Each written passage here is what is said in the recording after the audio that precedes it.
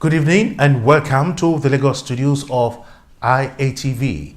I am Adeboyega Labino with the news. The Lagos State Traffic Management Authority, LASMA, on Thursday reiterated its power over the relevant provisions of the Lagos State Traffic Laws of 2012 as amended to impound any vehicle and apprehend recalcitrant motorists who contravene any section of the law. Speaking while receiving the executive and members of Humanitarian Voluntary Association for Community Development, who came to express solidarity and sympathy over the death of 18 traffic officials of the agency that died on line of duty in 2018. LASMA Chief Executive Officer Chris Olakwe said, contrary to misinformation in some sections of the media, the agency was fully empowered by law to make arrests where and when necessary. There have been news on the social media which calls the LASMA boss as warning the general public against allowing LASMA officials to impound their vehicles even when they contravene the law. On the contrary, the LASMA boss, who is a retired Assistant Inspector General of Police, AIG, said the traffic laws of the state equipped officials of the agency with powers to arrest where appropriate and allow the alleged offender to pay the fine stipulated for the offense under the law. He assured that the agency was reaching out to sister agencies and spirited members of the public in order to deepen collaboration and cooperation with a view to protecting state traffic officials in their domain. The Minister for Works, Power and Housing, Babatunde Raji Fashola, has queried the statistics making the rounds, suggesting that the nation's housing deficit staggers between 17 and 20 million. Fashola queried the figures recently in Lagos while addressing the body of surveyors in the country. Even though the figures emanated from another government agency, the minister argued that it was unverifiable. In this report, IATV takes a look at the claims, counterclaims, and realities of housing deficit in the country. The need to solve grappling housing challenges confronting many cities in Nigeria have been a clarion call by many in virtually all states of the Federation. If the Nigerian government, both state level and the federal level, if they are doing that, there have been no problem of, accommodations here and there. You can see what landlords are doing people in this Lagos state.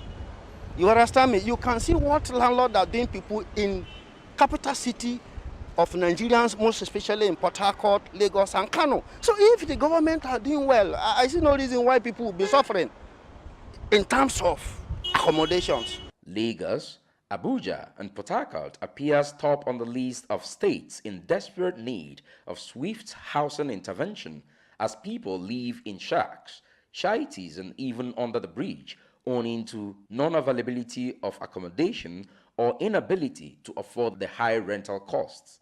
How can you imagine one person who buy a bulletproof jeep of 50 million while you see a graduate is sleeping under the bridge? What kind of a country is that? Statistics from the Federal Mortgage Bank shows that the nation's housing deficit currently hover around 17 to 20 million, which increases by 900,000 annually. We've been thrown a lot of data about the number of houses that are empty. You hear, our housing deficit, 17 million, right? Who counted?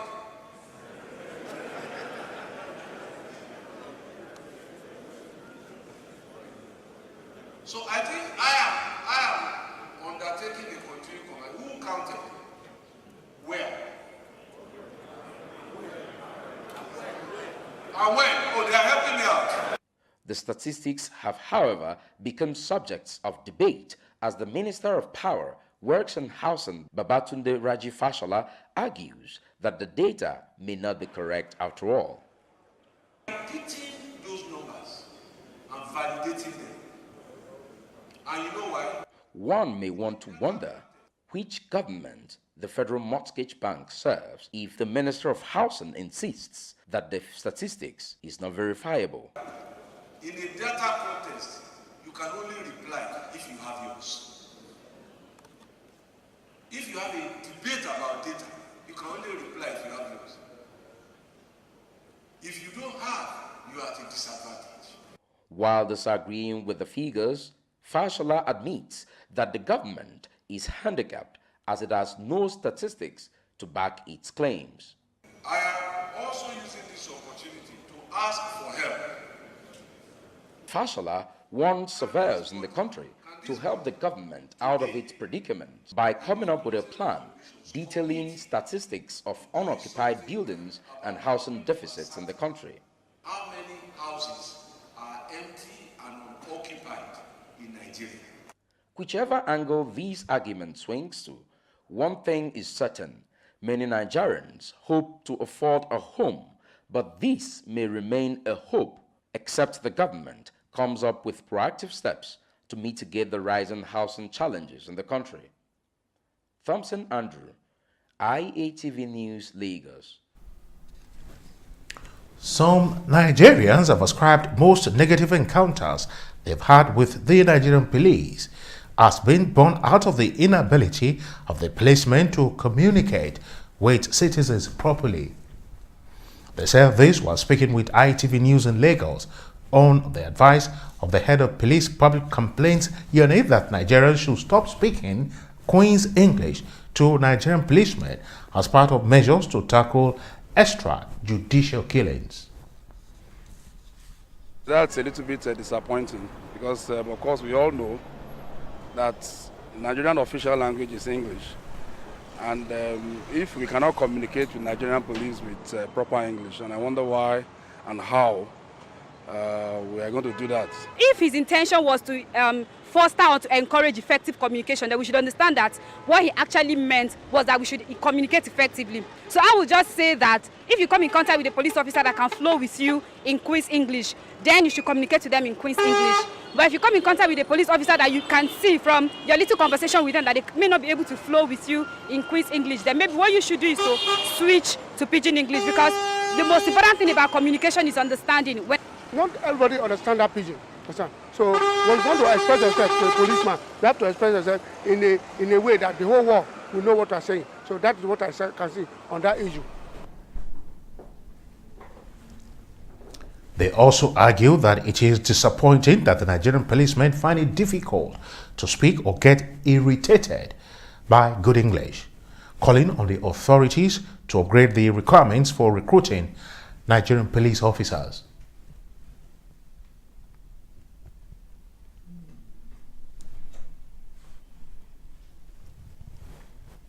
Had cases of Nigerian policemen not being able to express themselves, and of course that's a little bit of letdown as far as Nigeria is concerned, and that of course is connected to the maybe recruitment policy, how it has been compromised, because I think ordinarily one shouldn't join police force without having maybe school start or something. Intimidated by you, either by your status or by what you have that they do not have.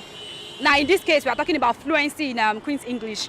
It's natural that when they get intimidated, of course they don't want you to know that they are intimidated. So they bring up things that psychology refers to as ego defenses, or you may call them defense mechanism, to cover their original feeling.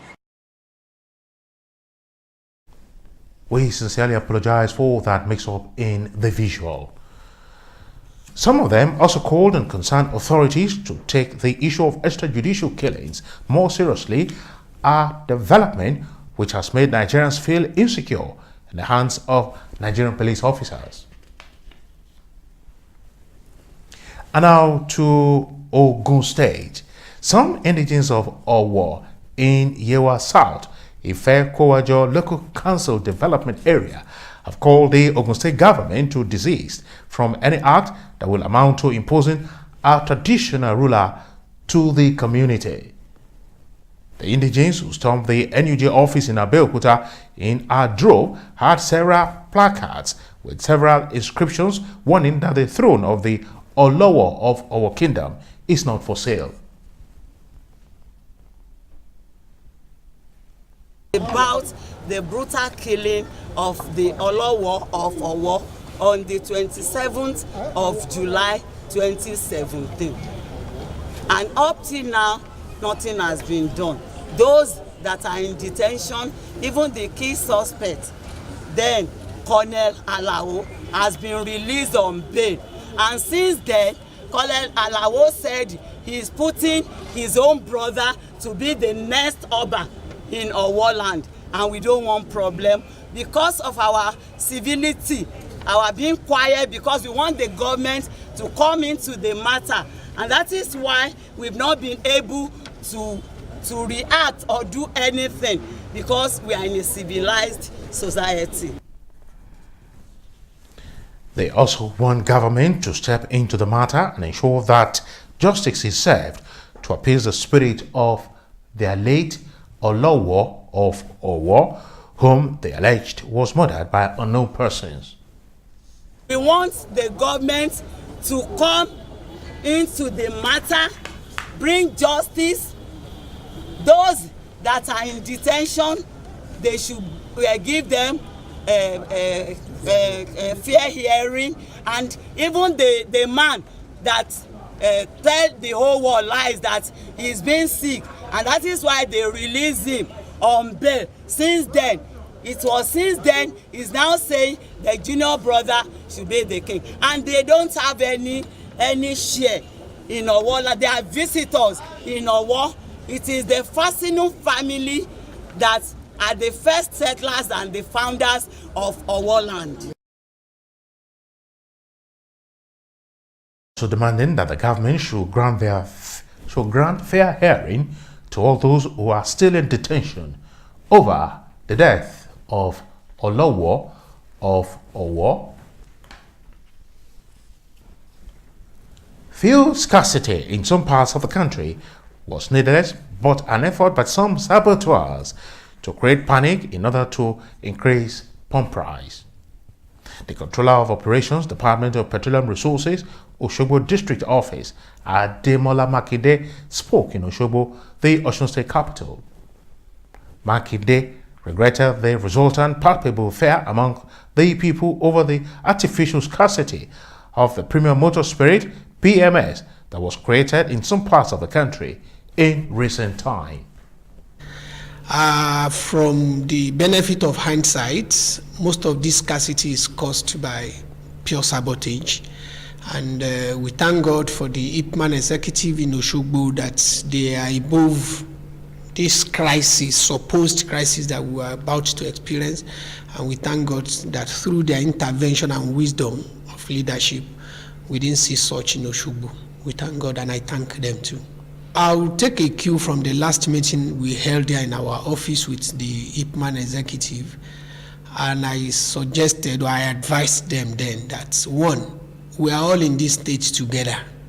There is no need for us to further heighten the tension in the state. Some motorists confirmed that the availability of the PMS and the ease of buying the products in the state. As far as Osun is concerned, I think there is no scarcity in Osun. I think the effectiveness of the noise that we are hearing around is not getting to Osun at all. There is no fuel scarcity, there is no increment in transport fare, and people are doing their business peacefully here. I think my surprise is that I came from Lagos yesterday. There is fuel everywhere in Lagos. There is fuel in Ibadan. There is fuel in Abeokuta. But what I observe in Osun is that these are artificial fuel scarcity from the independent marketer. There is fuel everywhere. The federal government said that they did not increase the pump price. I don't know why there is no fuel in Osun State. There is fuel everywhere. They also confirmed that the product is still being sold at the approved pump price. Over now to Faith Agbetuya for the business news.